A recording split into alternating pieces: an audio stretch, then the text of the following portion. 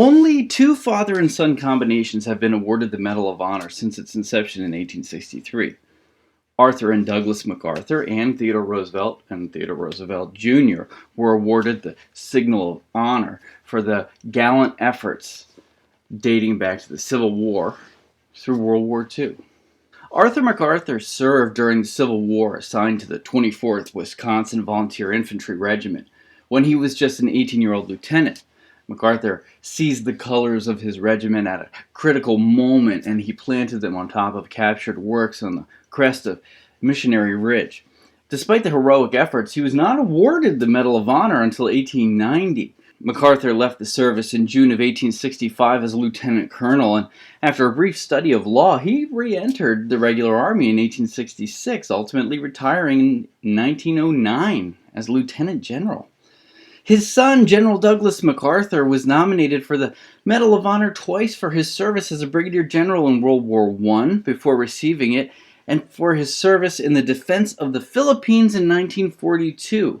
His Medal of Honor citation noted his conspicuous leadership in preparing the Philippine Islands to resist conquest, for gallantry and intrepidity above and beyond the call of duty and action against invading Japanese forces, and for the heroic conduct of defensive and offensive operations in the Bataan Peninsula.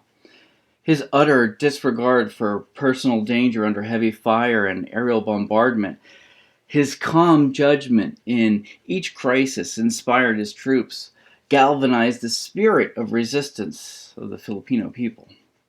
The award, however, was not without controversy. Many military leaders, including General Eisenhower, opposed it. The opposition to the reward revolved around the belief that his actions did not meet the standard for the award, that he had not performed an act of valor. As the Japanese forces steadily advanced in the Philippines, President Franklin Roosevelt ordered General MacArthur to relocate to Australia. On March 12th of 1942, MacArthur departed under the cover of darkness for Australia with his family and staff. He left behind Lieutenant General John Wainwright and his greatly outnumbered troops to fight on Bataan.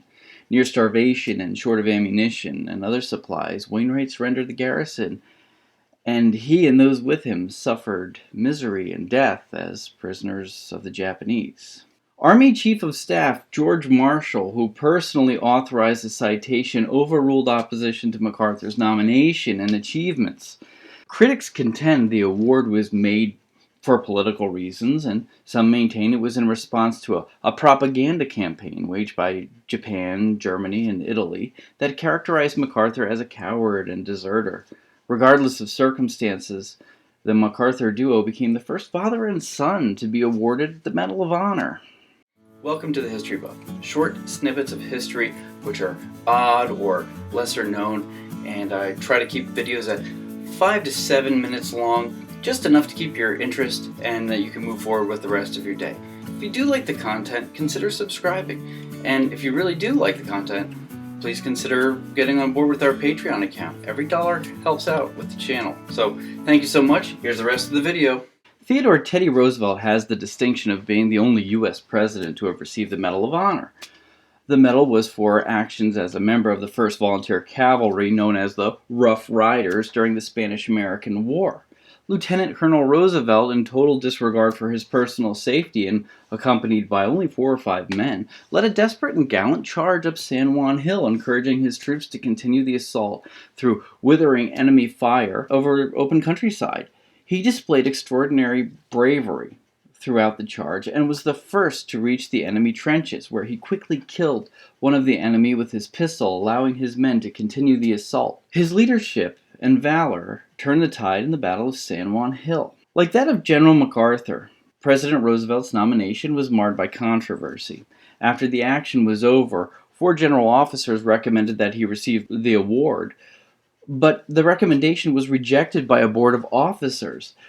The board concluded President Roosevelt's conduct in Cuba was admirable, but not worthy of a Medal of Honor. They believed when Roosevelt reached the hill, the main body of the Spanish was almost all gone, having retreated towards Santiago. After numerous lobbying attempts over several decades after Roosevelt's death, Congress repealed the statute of limitations on military decorations in 1996. Though the Army opposed retroactive recognition, legislation passed in late 1998 provided for the appointment of a board of review of the matter. The board recommended approval, and President Roosevelt was awarded the Medal of Honor 2 years later, on January 16, 2001.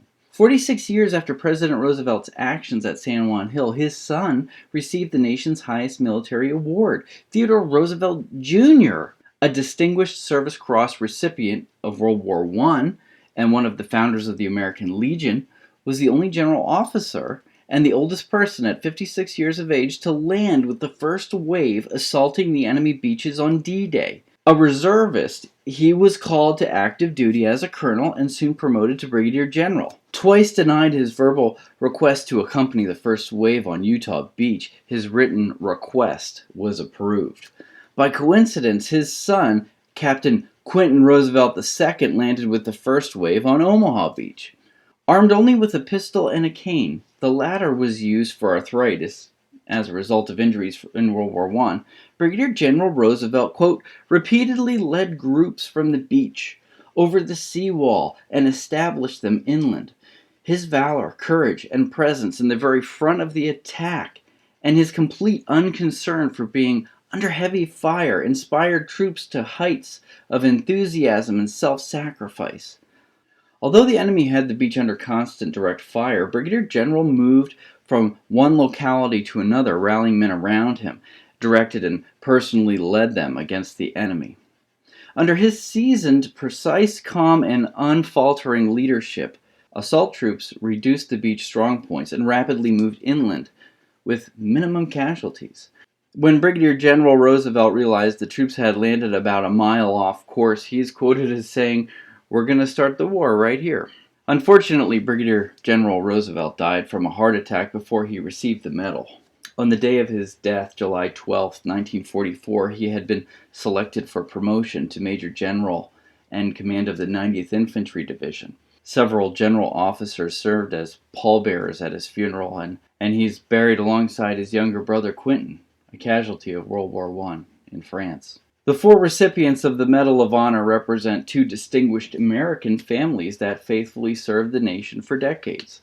Despite the record of success, people have speculated if all the awards would have been made under today's standards. Regardless of the reservations that linger, history currently records them as the only father and son recipients to receive the nation's highest military award. Now you know your history.